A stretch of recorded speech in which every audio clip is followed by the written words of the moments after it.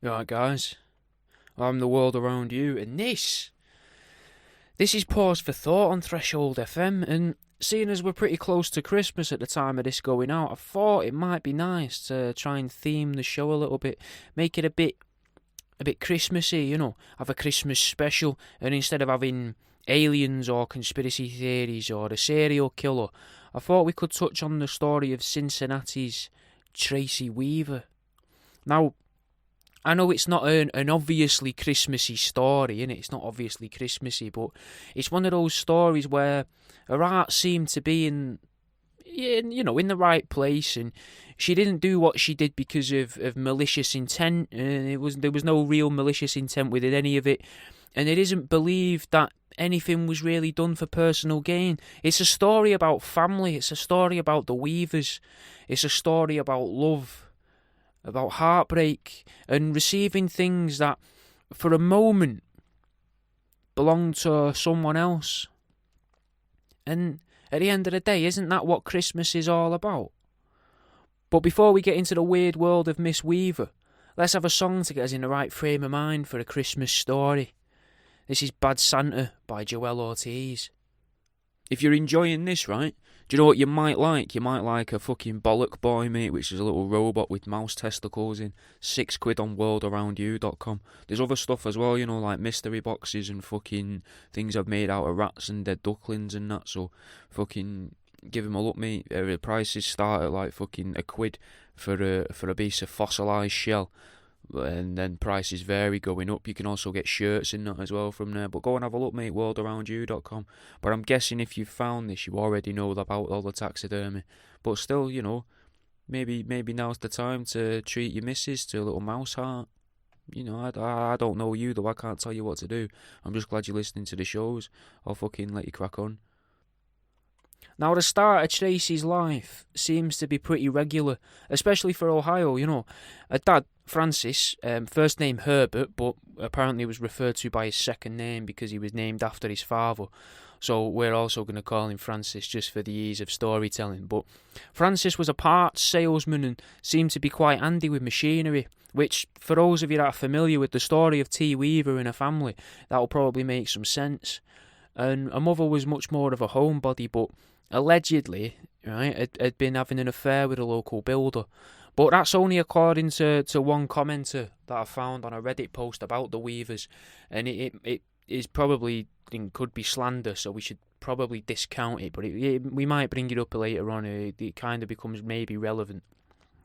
Now, Tracey didn't grow up an only child, though. She did have a brother who, if the slanderous Reddit user is to be believed, might be illegitimate, but again, we don't know. So we know that she had a younger brother called Anthony. Now Anthony was how the Times may have back then, not the newspaper, but around then may have been described as mentally lacking, deficient. I don't know what the word is. I don't know the correct terminology for it, but he was described by the things I've seen as strong for his height and slow-witted, and Anthony would be pivotal in the character development of Tracey Weaver.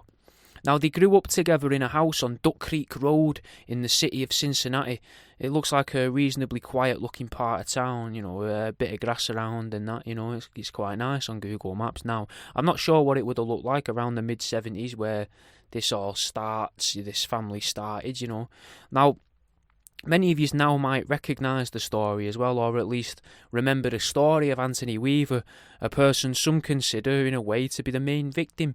But I want to also tell the unknown story of his sister, Tracey Weaver. The strange lady whose life was probably changed the most by those actions of the Anthony Weaver story. But for those of you that are unaware of the story of Anthony Weaver, I'll give you a quick rundown. We'll go through that just to get you up to date. I think a lot of you will probably know it, but now Francis, the dad, was known to tinker in the space around the house, and because he wasn't allowed to have an extension to the property or an outhouse as such, he managed to dig a sort of what looked like a shelter, if you like, in the garden. All perfectly lawful. He was allowed to do it. I think it must have been Claire, the mum, who didn't want the outhouse or something. I'm not sure. Now, He didn't do anything weird or anything illegal in there, nothing like that. What he did do, he just built machines, mate. Probably getting parts from his job and that, and he used his hands. And it seems, and apparently he was hoping to invent the next big thing. Most of his creations seem to be quite crude in regards to creativity. Well made, but crude, I'd say. He was an artisan of sorts, I guess, a master of his craft. He seemed to be obsessed with the idea of saving space, which I imagine was only exacerbated by his underground workshop, because obviously he's going to need room in there. He can't just build it bigger once you've started to put the walls in. So, some of his unnamed inventions, just to give an example of his lack of creativity but his pure skill. He made a toaster with a built-in water heater, which is quite a good idea, innit, considering that I've heard that Americans still don't have electric kettles, innit? He was able to create that, which is good, because it's an all-rounder, innit, for breakfast. It's genius. Probably dangerous, I would imagine, but probably, a good idea. People probably would want it. Maybe not in the form he made it in, he'd want it polished and that, a bit of plastic casing around it, He was able to invent what was called an interactive braille system as well. Now, there wasn't much there to describe it, but it almost looked like a textured Etch-a-Sketch. So instead of it filling in the little pixels with black, it would bump them out, and you could tell stories in braille for whatever reason you'd want to do that, using those little dials. Bizarre, innit? But it's I guess in a way genius. I'm not going to pretend to know how any of it would work. He managed to transform a clothes press, the sort that had squeezed the water out of clothes, and he turned that into a gear and motor operated crushing device, labelled as the milk carton crusher. When I say labelled, this is in where I've been looking at them. That was like, like they normally have figure A, figure B, figure C. That one was called they just had milk carton crusher written underneath it. And, well, that's what I mean when I say they're not named. They kind of are by the person who's put the things together, but they're not really marketable names. No one's going out to buy the milk carton crusher. You'd want to call it something better, like the, I don't know, even carton crusher sounds better than milk carton crusher, but I don't know what we could call it. There's got to be something there for it. I mean, you've got Crush'ems, which is the milkshake, but you're flattening it, so you could call it the flat white, the flat whiter. I don't know off the top of my head. Something milk related anyway. Dairy free. It's not important. We don't want to dwell on that. Anyway, one of my favourites though out of it all, though, we're getting before we get sidetracked, we're trying to name a thing.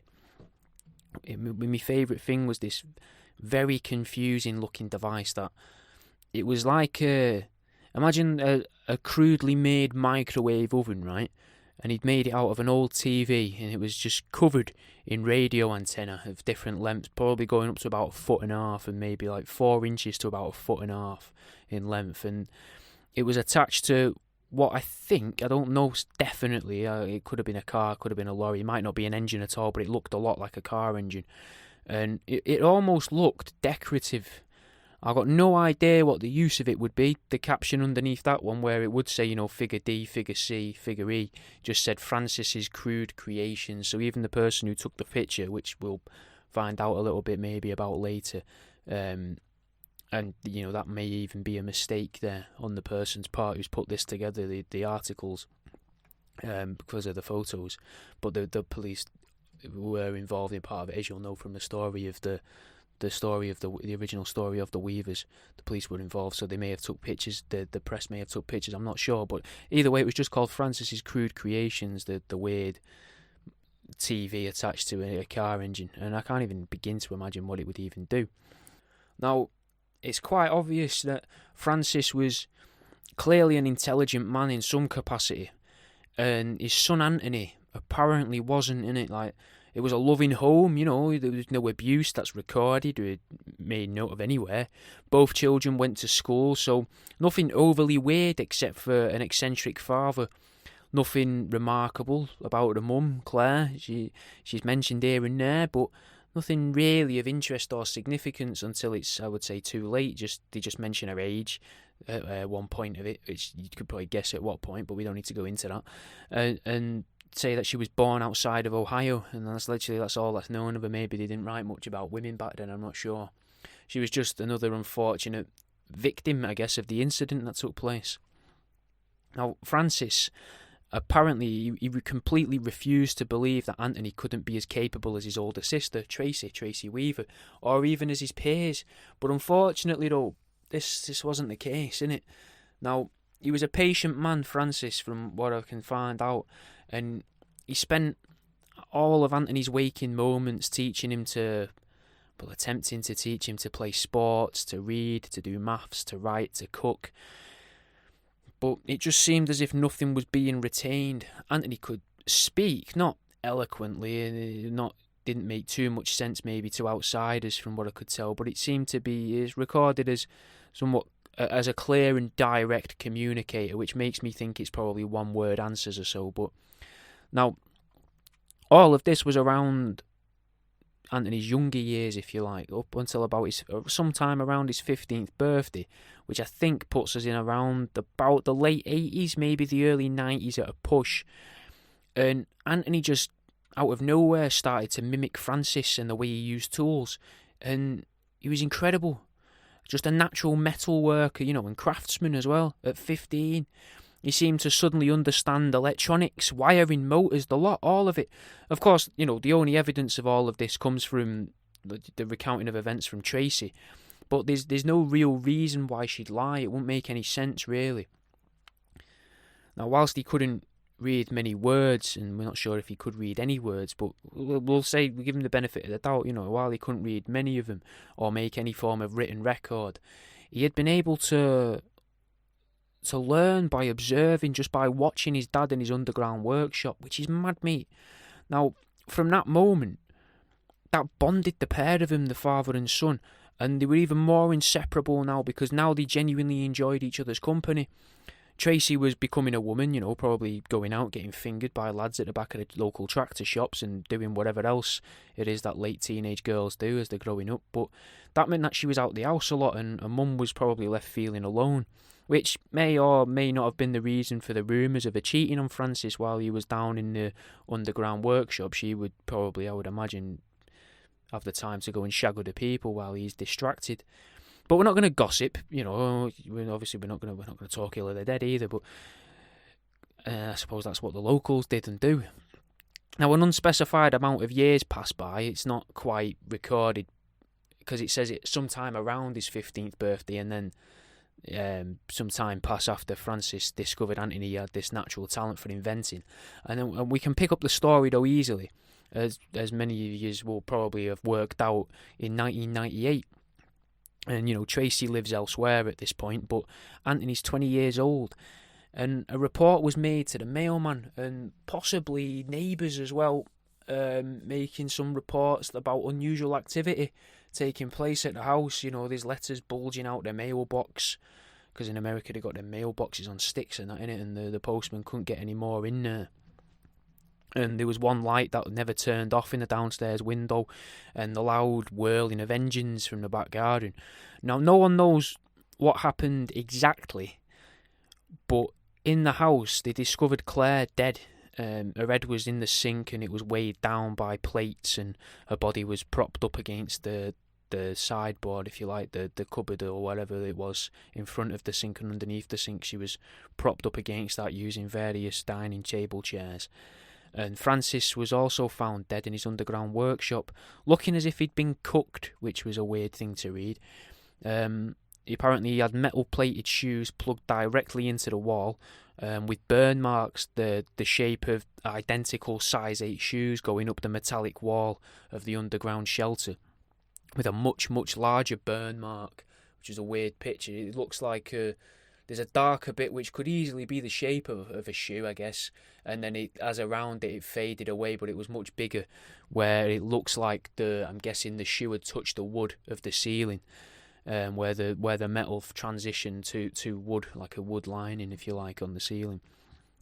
Now, things I've read on the internet, it suggests that he'd managed to invent some form of magnetic shoe, which sounds a bit far-fetched, but why not? It sounds like it might work. I'm not too sure. I'm not a scientist, I never never claimed to be a technical guy. I'm just reporting on what I've found. But if that is true, why would he then try to see if it sticks to the ceiling? Because that seems a bit weird. If you think you've made a magnetic shoe, why would you try and step on the ceiling? Unless he was trying to, maybe he'd managed to get one leg off and he was trying to prise himself down from the ceiling, or maybe unhook one of the shoes. I'm not sure, because I would imagine if the shoes are plugged into the wall, then all of that metallic wall's also going to be then electrified as well. But I'm not sure, innit? Like I say, I've never made or attempted to make anything like this. What was heartbreaking though is Francis's body was also covered in electrical burns and what looked like burns from a hot surface, where and on either side of the neck it was little marks on either side of the neck and around the chest area as well.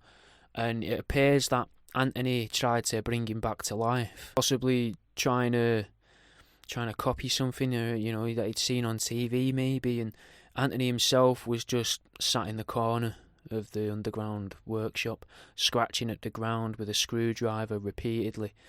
I don't know if it was fast or quick, I ain't got a clue, but he was, he'd made a channel in the floor, apparently that was about 1/2 inch wide, nearly 2 feet long, and at its deepest part went down 5 inches into the cement. So I mean, it was a well-built shelter, look on the bright side, it was, good foundations there and that good flooring, but obviously this pickled Anthony a little bit. And according to reports, he looked like he hadn't slept or eaten in days. He just sat there scratching at the floor, unable to help, distressed and clueless, about what to do with his father. Now, some people suggest that Francis murdered Claire and that's why she was weighed down and dead in the kitchen, and that he killed himself in front of Anthony by taking that step onto the ceiling. But no one from the family or even Tracey herself explain at any point why you'd want to kill the mother or torture Anthony like this, but it seems to be the widely accepted explanation by people. But we're probably already aware of that and everything else I've already spoke about, but I thought it was important for anyone who's unaware of the story, innit? Right, let's have a song though, and we'll pick up with Tracey Weaver's life. This is One Time by Afro and Tape Flip. So Tracey had lived a relatively normal life, innit? She'd graduated high school, gone to the American equivalent of university, which is called college. Probably actually lived a better life than most of the people in America. But it seems the deaths of her parents affected her, and, obviously rightfully so, the death of a parent is always going to affect someone, but especially when both of them die on what's probably the same day in very fucking weird circumstances. It's going to change a person, but probably not nearly as much as a newly found life partner, which was her brother Anthony. They became like a much less fun Jay and Silent Bob, a less irritating Ant and Dec, mind. They were going to be joined at the hip though as well. Now Anthony's mind was seemingly frazzled in it by what had happened after losing all interest in his tinkering. He and Tracey were about to go through life changes that would seem worthy of, like an 80s movie style montage, except much less heartwarming and a bit darker and probably nowhere near as wholesome. It probably, realistically, the whole thing just in reverse of what normally happens in those montages, where it would start off reasonably good and then get much, much worse, if you know what I mean. It is a lot more depressing, where you see two clips. Well, you see these two people within clips of they're arguing and where one's just screaming in frustration. Tracey's just screaming in frustration randomly at Anthony, and Anthony's just staring off into the distance, completely oblivious of her frustration, her anger, or anything, or just not caring at all, because he's, as you'll find out a bit later on, he's actually quite bright. Now, a couple years passed after the death, and it's pretty safe to assume that Tracey and Anthony, they fell into a routine. They'd eat, they'd watch TV together, which is nice, Tracey would work in the daytime, and Anthony would be left to his own devices. And she was a worker in an unspecified office as well, which is probably due to them not wanting to be associated with the fallout of the events of the parents' death, I would imagine, and things like that. And we don't know exactly how it happened, or when it started either, but Anthony took to tinkering again. He started, making stuff, and they kept the family home, which I think's a bit weird, but they stayed there, it was theirs, so they lived there. It was the family home. It's going to stay the family home. Still, a bit odd. You're still cooking your dinner in the room where your mum drowned in the kitchen sink. Bit weird, but, I suppose if you can overlook that, then why not? And that means they kept the underground workshop, and all of the tools that were in there, which was great for Anthony. Yet, Tracey says that when she came home, every time, Anthony would be sat in the living room watching the TV and just refused to talk to her. Not even the one-word answers that he used to give his dad. Now, we know that Anthony was good with his tools, innit? But what people never knew is he had vision, mate. He had a bit of vision. He had a bit of something he wanted. Do you know what I mean? He watched and probably aided his father's attempt at these weird anti-gravity shoes. And if we use that as a baseline, it's easy to assume that Anthony had no grasp on reality at all. If you're helping your dad build anti-gravity shoes that go on to then kill your dad, your idea of what's real and what's possible is not going to match normal people, like the people that haven't seen or taken part in these events. And I think that's quite endearing, isn't it? Because it makes me think that he probably didn't understand or didn't care that his parents were dead. Although it's obvious that it did affect him, but maybe he got over it faster, or by scratching out the floor he got it all out of his system. I'm not too sure. I've never met the guy, obviously I've never met the guy. Now, there were rumours on the internet that he'd started producing items that can only really be described as weapons, electrical weapons, some with more microwave components, which is odd.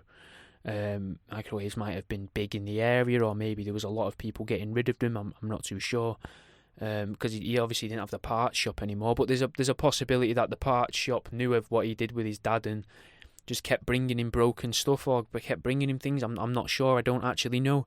Or there was this glove as well that he made that could fire oil out, it was like a water pistol kind of thing that fired oil, that was made into a glove, a weird sort of, I don't know what you would call it. Realistically, it looked like it could be a hand-worn flamethrower, because it seemed to work apparently from clenching the fist, and it would pump the oil out. Weird. It definitely got to be dangerous, but unless he was using it to oil those hard-to-reach places and just didn't have the tube anymore for the WD-40, and he was like, oh yeah, I'll just make a glove that does it. I assume it was to be some form of flamethrower, but again, can't be sure. There's no actual evidence of it being used as a flamethrower, and no spark on it from what I could find. Now, it seems like he just enjoyed making things that didn't exist. He was just like, oh yeah, it's as if his head just went, oh, this isn't a thing. Here you go, have this, make this, use this to put these things together and do this. As an example, one of the microwave creations he made was fucking mad meat. Now, it looked like a piece of very, very basic armour for your chest, but strongly resembled a microwave oven that had been turned inside out, and he'd cut out little armholes and a head hole. No word on whether or not there was a lining on it to protect the user. I'm gonna guess not, but maybe. He didn't die, as far as we're aware. He didn't have fucking some debilitating chest-ridden cancer. He didn't have that from using it around. Maybe he never used it. Maybe he just made it to see if he could. We also don't know if it was functional as something that could actually send out some form of radiation, but it's an interesting concept, isn't it? Like a microwave oven turned inside out to be used as armour. Fucking, like, that's either a very, very clever man or someone who is really not right.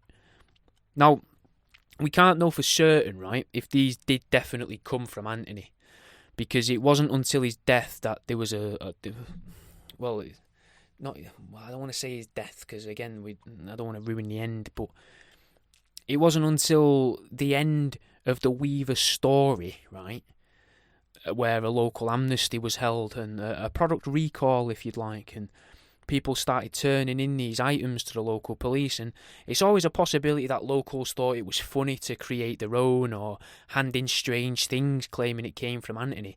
And that might seem strange to you listening, that people would choose to tarnish the legacy of a man whose dad committed suicide in front of him. But this guy was like a demented Father Christmas for his local community by all accounts. Like, everything he made seemed dangerous, and due to his technical ability with it, it's hard to believe that the danger was accidental. Now, I found a few people on Reddit that were questioning if he was somehow the inspiration to Matt Groening for Santa in Futurama, because the gifts that Santa gives you would argue are quite fucking deadly in it, and he really wants to kill people in the programme. I'm not saying Anthony wanted to kill people. I'm not saying that. I don't know if he did. I don't think he ever did, but it's just something that I thought was interesting, that he might be the basis of Santa in Futurama. Just a minute, guys. I just wanted a little calm advert for you, a little calmer advert. And if you're like me, a pseudo-intellectual, what you might enjoy are my books. You've got Uneducated Guesses, where I found a load of big words I don't know the meaning to, and then tried to work out what they mean by breaking down the syllables and drew an illustration for each one. You've got How to Date an Antique Table, A Lover's Guide, which is a book that will tell you how to get your end away with an antique table, complete with how to find an antique table, where to take an antique table on a date, like you could take it dogging, you could take it to the cinema, you could take it for a picnic, and some chat-up lines as well, like, I know I'm drunk, but you look absolutely canted. And even then you got some pictures in the back of some of my taxidermy and that as well. And you've got my third book, More You Know, which is a book of very well-researched fake facts. Just a book of lies, basically. And some of them were suggested, as in topic-wise, were suggested by some of the people from TikTok. So you might even, if you took part in that, you might even have your username on the first couple pages of that book. Anyway, if you, like I say, if you're enjoying these, you might like the books. And you can get access to the books through Patreon or through my website. Or fucking let you crack on with the show, guys. I've got a bit of a different theory though, innit? Now, I believe his dad was very ill, like mentally, maybe not physically, I don't know, but mentally, like proper unwell. And all of his creations, I think, were originally made so that he could kill himself, but so that it would look like an accident, so that nobody would think that he topped himself. Because then, when he died, people wouldn't be like, oh, he killed himself. People would be like, oh, he's dead, but at least he died doing what he loved. And maybe he was a religious man, I'm not sure. But then when he finally got through to Anthony, I think he stopped trying to kill himself, but Anthony only knew how to make these really abstract machines. So it carried on until the feeling in Francis probably grew too strong to ignore.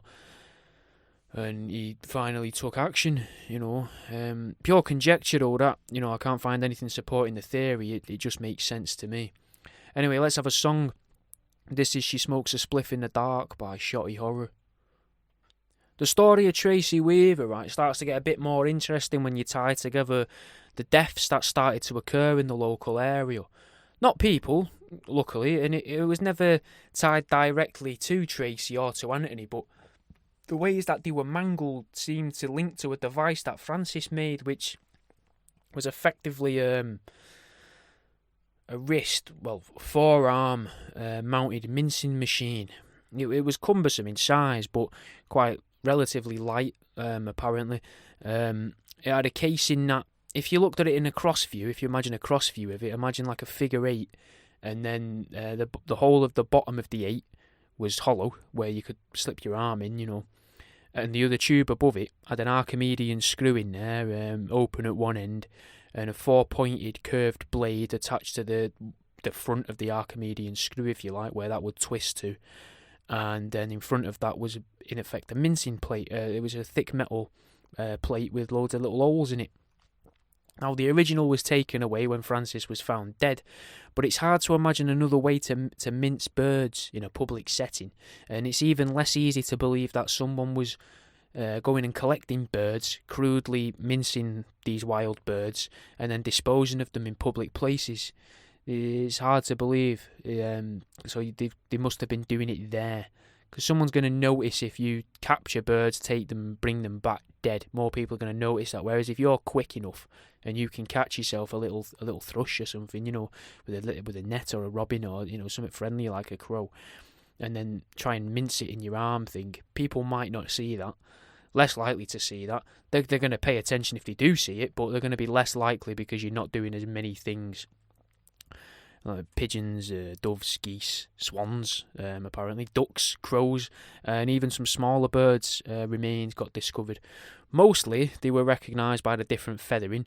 It didn't stop there, though, innit? Like, local people's chickens were being found in weird piles in the gardens and that.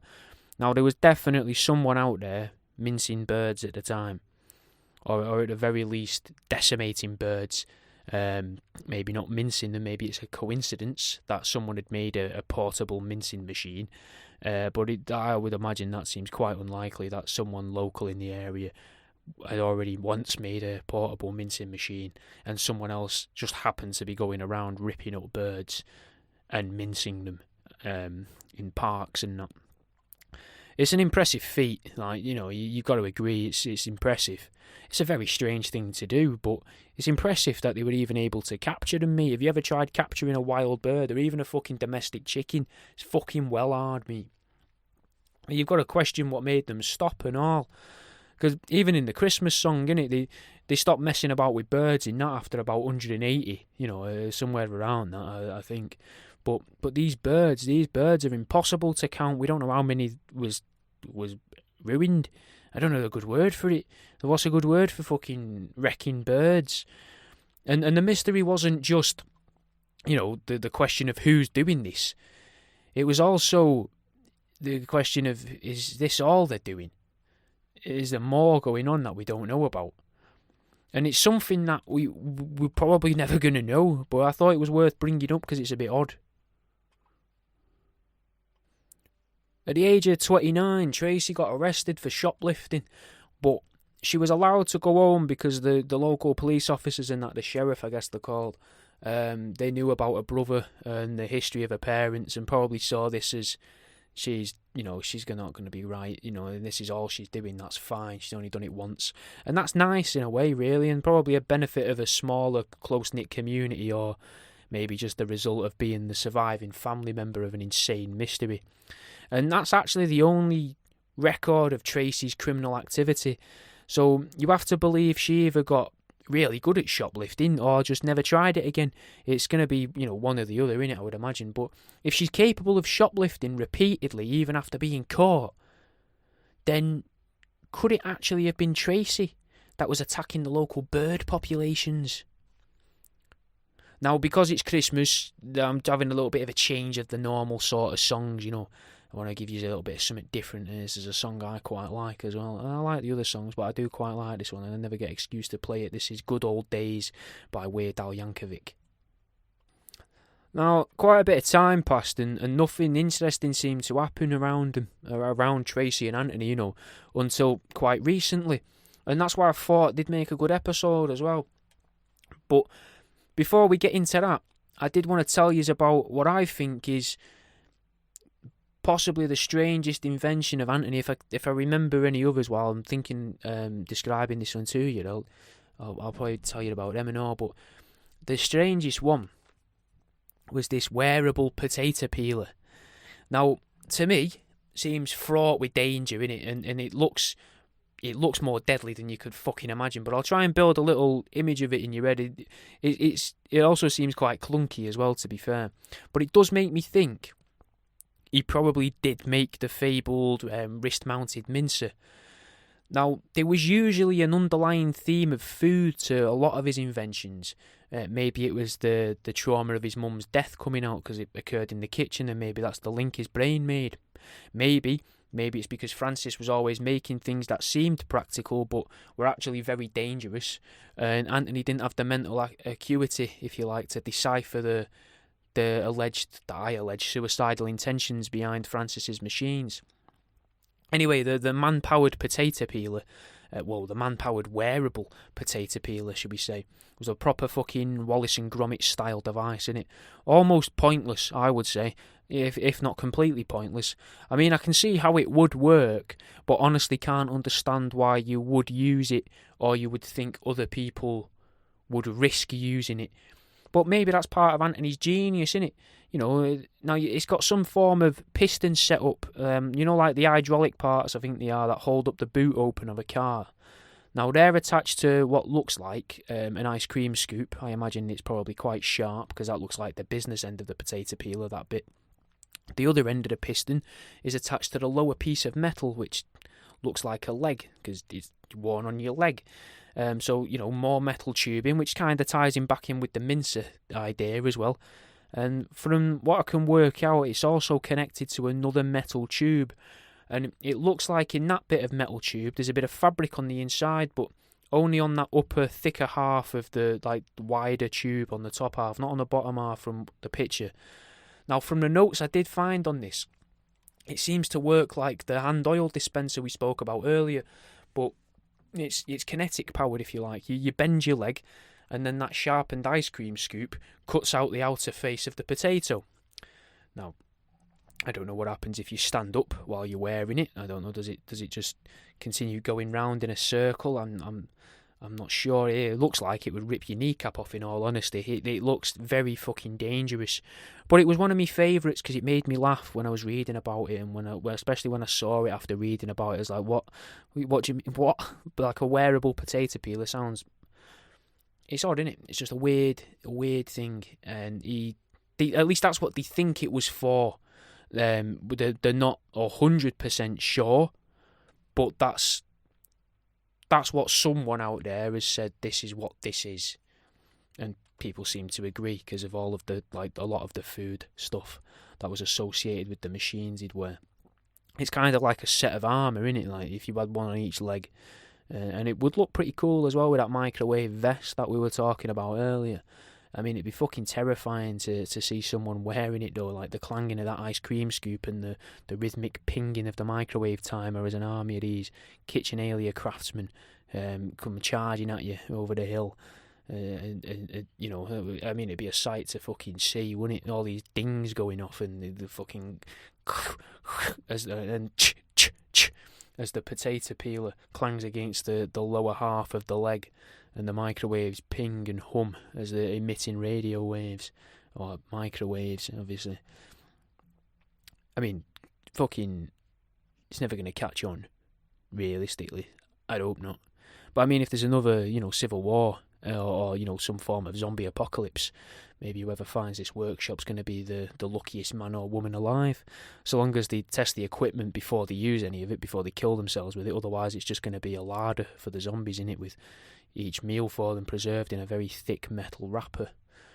Plus then they come back as zombies wearing these weird bits of armour and access to all these weird machines.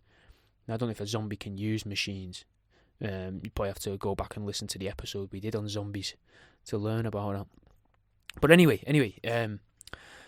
after Tracey's recorded shoplifting, the information goes a bit quiet around Tracey until around about her late 40s, where she gave an interview to a small TV production company from Cincinnati, who investigate mysterious deaths and weird crimes. And obviously the death of her parents, the story of her parents' death, you know, definitely fits within those parameters. But things got strange with it. When you're watching it, it gets a bit weird, mate, because, I mean, it's always going to, because it's a fucking odd story, but it did get weird when they started to ask her about her more recent years. Like, they wanted to know what she'd been up to in the years since the event, and they brought up the shoplifting and caring for Anthony, and, you know, but that's where it gets strange, innit? She says that Anthony disappeared for 4 months, then came back having had a new haircut, one that was nothing like anything he'd ever had before, haircut-wise, and what she said was a very healthy tan. Now, she said she was worried at first, but after about a month, she'd come to terms with what was probably his death in her eyes, following, you know, in his father's footsteps, most likely creating some fucking mental invention and just topping himself with it accidentally or on purpose, but most likely accidentally. But that wasn't the case, because Anthony came back. And then it gets stranger. After the first time, this then started to become a somewhat of a semi-regular occurrence. Every 2, maybe 3 years, Anthony would disappear and then reappear with a new look, be it another tan, new clothes, a new haircut, tattoos at one point, and piercings as well. And she didn't understand how he was achieving it because of his lack of communication. Was he just walking into these buildings and pointing at trousers and going, trousers, or going into a tattoo parlour and saying tattoo and pointing on his body? She doesn't have a clue, mate. His inability to read as well. So how was he getting to these places? He couldn't have really been using a bus or going anywhere on purpose, from her understanding of how his mind worked. Also, big thing, lack of money. He didn't have any money. Not because she wouldn't give it to him, he just didn't use it, he didn't understand it. She told the interviewer that she had planned to try and follow him, but it was impossible to be able to keep constant tabs on him, and he'd just slip away when she was at work or in the middle of the night. She says he didn't have a passport, so he can't be leaving the country, but that just narrows it down to somewhere within mainland North America. Well, mainland America, you probably couldn't get to Canada, I don't think, without a passport, can you? And judging by the clothes that he was coming back in, it seems that he was travelling all over the country. Now, it's a mystery what he was doing, and it added to Tracey's torture that she had to endure in her lifetime, innit? Because she'd lived a life the way she did because of Anthony. He was unassuming prison guard, the unwitting chain that kept her in the building, the unwritten social rule, the unspoken promise to her parents that she'd care for him. But Anthony didn't give a shit. He's functioning on a totally different plane, mate. And for most of his life, all that ever mattered was making machines. Confusing, terrifying machines that nobody else understood the reasoning for, but that was why he lived. So Tracey started to test him. She started photographing the workshop daily to see if any of the machines went missing when he would disappear. And after a few more disappearances, she claimed it was about 4 more times where he'd vanished, which I guess means it was at least 8 years after the initial disappearance, give or take, I guess. She doesn't give exact numbers, but let's say about 8 years later, 10 at most. But she noticed that a couple of machines were out of place one day, and that there was 2 less machines in the workshop, because I'm guessing she did a count of how many were there each day, I guess, and took pictures. But by the time she'd realised this, it was too late. Anthony was gone again. She says the ones that had been taken weren't obvious what they were. She seems to have a little book where she'd made notes on brief descriptions, if you like, and she said one of the ones that was missing was made from what looked like the metal footings from the telephone poles where they put the ladder up and then the metal bits are higher up. Some of them, she thinks, and then there was a system of buttons attached to it. They were attached to a fire extinguisher that seemed to have been cut about a quarter of the way down. I did a clasp. There was rubber. She explains how there was like a rubber seal, as if this thing could be like a flask of some sort, I guess. A flask that plugged into the wall with a regular 2-pronged plug at one end of it. Now, it's probably worth saying as well that Tracey says she never plugged in any of the things ever that maybe up until this point, she'd never plugged in any of the things into the wall sockets, as although she knew Anthony was very good at metalwork, she didn't quite trust his creations to be particularly safe, and didn't think he ever plugged them in himself either. And the other missing machine, though, she said it resembled a large hamster wheel, which was made from what seemed to be an industrial tumble dryer drum. And it was one of the few machines that would actually rest on the floor and wasn't up on a table or in the workshop or something like that. Because it seems, from the way it was described and the pictures you see, it looks like they were quite messy work as they worked around the things they'd already made. Which seems odd as well to lose space like that. But so she seemed like this was... And you'd think it'd be an obvious thing, though, to be honest, to tell that it wasn't there. But she said it wasn't obvious what had been taken, but you'd think a massive fucking hamster wheel, one of the only things that's on the floor. But then again, I guess you'd get used to seeing it. If it was that big, you wouldn't notice it was there anyway. You'd get sick of seeing them after a while. I'm not sure. But that was one of the things that was missing. In the drum, she said it had holes of various sizes, and when pushed by the interviewer of the TV program, I can't remember what it was called, she said that some of them were about golf ball sized and the others were about football sized, but that's obviously going to be an American football, and I'm not sure how big that would be. Is that the length of the football, the width of the football, the widest point? I haven't got a clue. Now, to me, it sounds like some form of sorting device, maybe. And again, she didn't report his disappearance to anybody at this time, saying she was hoping he just wouldn't come back, dreaming about him finding a new place and a new life for himself so that she could finally be free. Which sounds quite selfish, but you can fully understand why. She's given up her life to look after him, and he doesn't really seem to give anything back. And she wasn't that lucky, really, because she came down from bed one morning, and she says it was about a month later after realising he's gone. And he's back. He's grown a bit of stubble on his face, and he's shaved off an eyebrow. And she remembers he seemed different, she said. He just seemed different in himself. And then, whilst he was asleep, she went to the underground workshop in the back garden and started taking photographs again because he was back, and noticed that the sorting machine was back in there, but not the weird fire extinguisher device, whatever that was. So she decided to question Anthony a couple of days later. I'm guessing she let him settle back in and that. And she wanted to know finally what his devices do and if she could see what they do.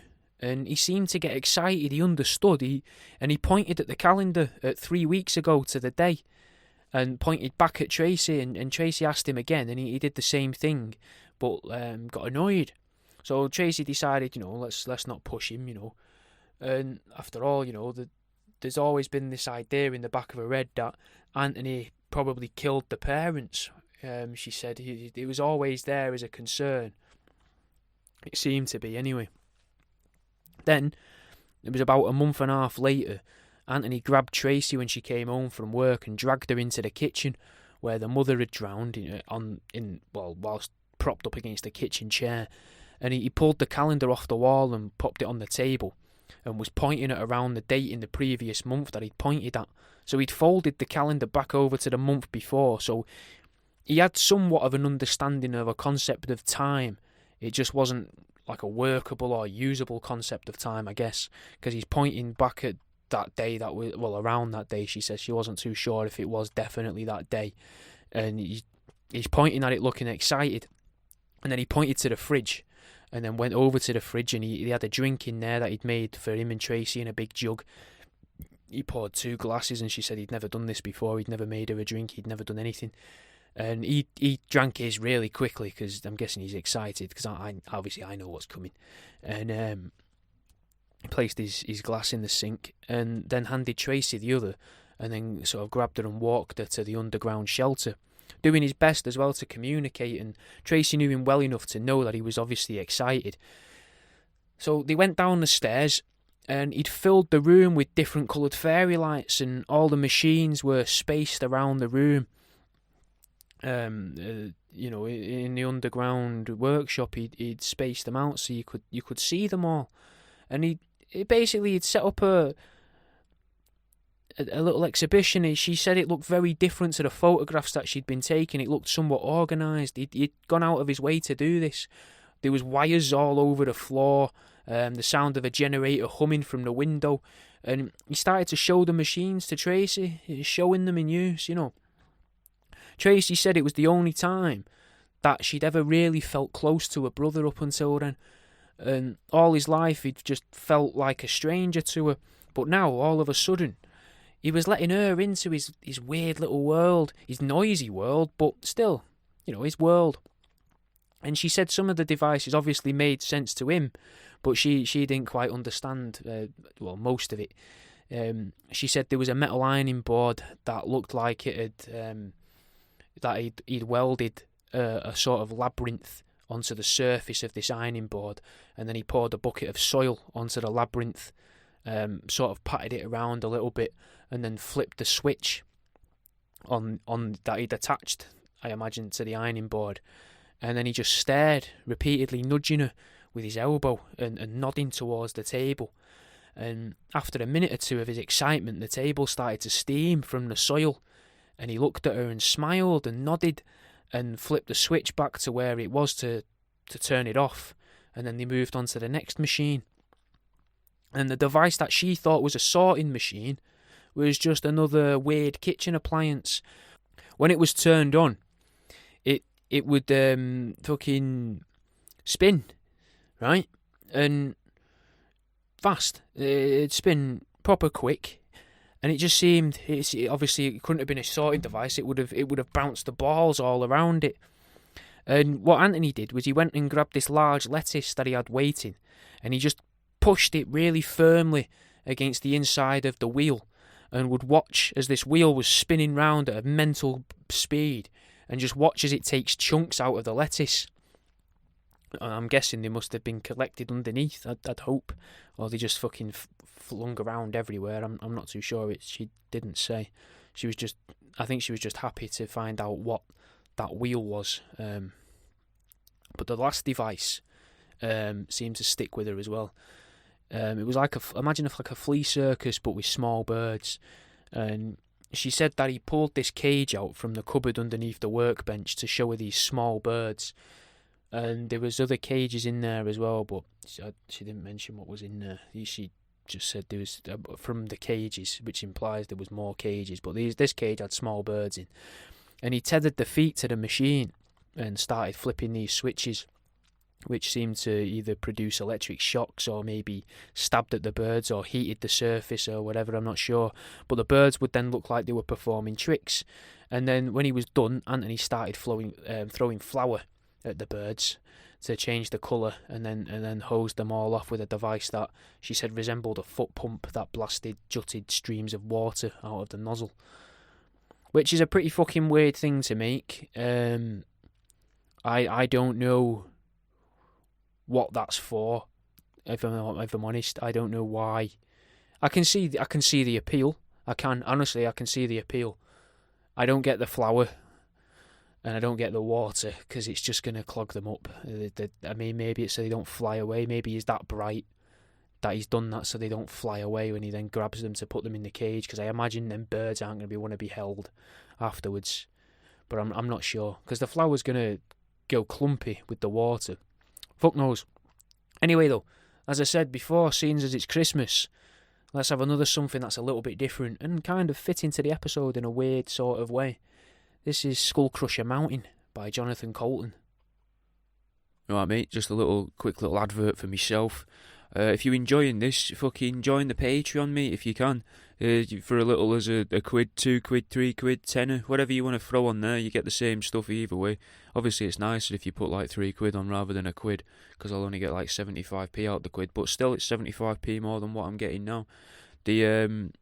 It's just you get access to video versions of these, discounts for canvases and maybe some other little bits off my website, and you get access to the PDF versions, that's the digital download versions of my books. Anyway, I'll let you get back onto your show. In the years following this display, she had Anthony bring his machines out in the space surrounding the house and had him show his inventions to anyone, literally anyone that would pay attention to them, which obviously grew, especially after the reruns of the initial programme where Tracey spoke about their lives, because this like the show and tell, if you like, is after where he's doing this. Now we're past the show's over, But they obviously showed reruns, and apparently that would bring in more people, and you can see from the news stories and that of it. And Tracey sort of loved it, because before this, they were known. That house was known as the quiet guy who lived there, because Tracey was always at work, so people would just see this man lingering around, or others may have known them as, simply as the ones whose dad topped himself in the shed. And it lasted quite a while, because now it was just the quiet guy with the funny machines, And this newfound fame, it seemed to go on for a couple of years or so, but it didn't last forever, maybe a few months, I'm not sure on the time.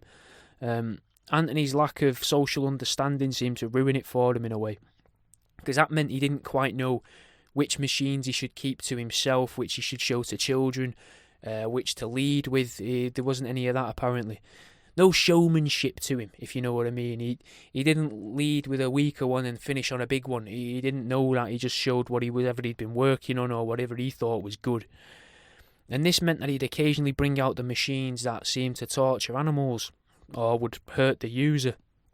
Rather than the ironing board that steams soil, he'd bring out the bird circus or whatever else he'd been making. And obviously because of this, the police started getting involved and threatening to confiscate his equipment.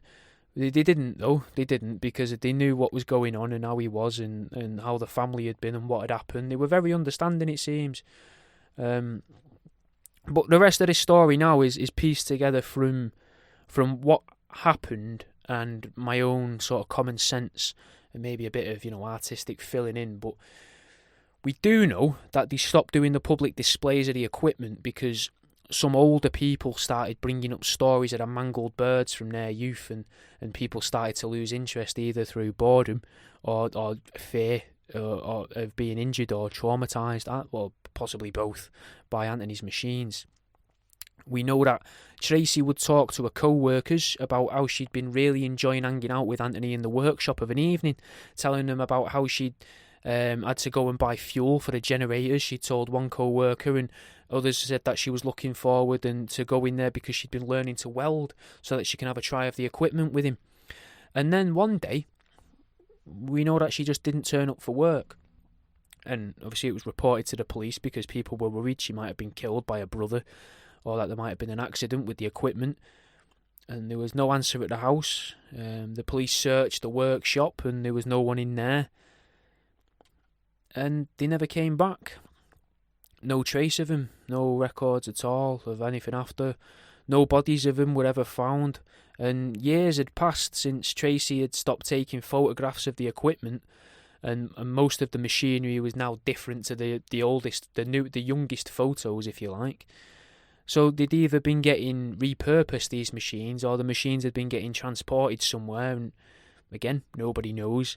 The house was owned by the family, we know that, fully paid up, no mortgage or out like that, and so since they didn't owe any money out to anyone, it's, strictly speaking, still their home, just no one lives there. Now, there's a part of me that wants to believe that Anthony was some form of crazy genius who couldn't talk properly, but was able to build some form of Stargate or interdimensional portal or a spaceship or something like that.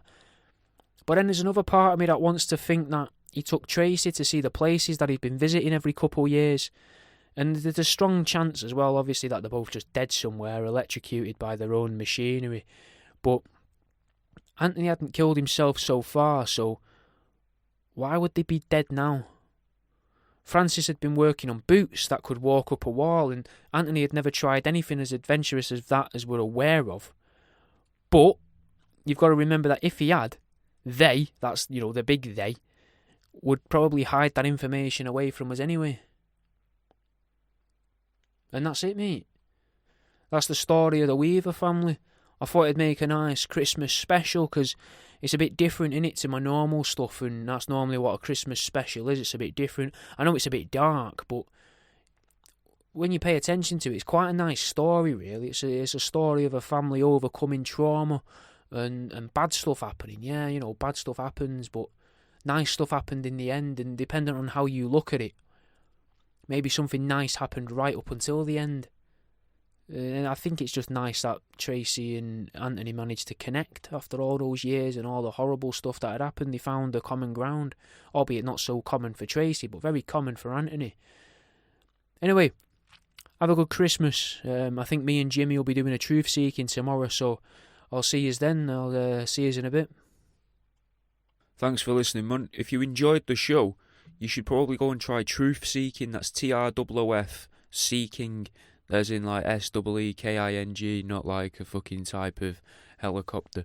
But it's me and Jimmy Budd, a comedian from the UK, from England, like me. Don't know why I'm saying it like that. Either way though, go and fucking have a listen. You can find one or two in the feed for this. There's the Crop Duster, but there's should be by the point you're listening to this, at least 15 episodes going out for truth seeking. So you might enjoy that, mate, and fucking leave a review on here and that. Leave leave a comment if you've watched it on YouTube. And if you do have YouTube as well, you can actually watch some of these.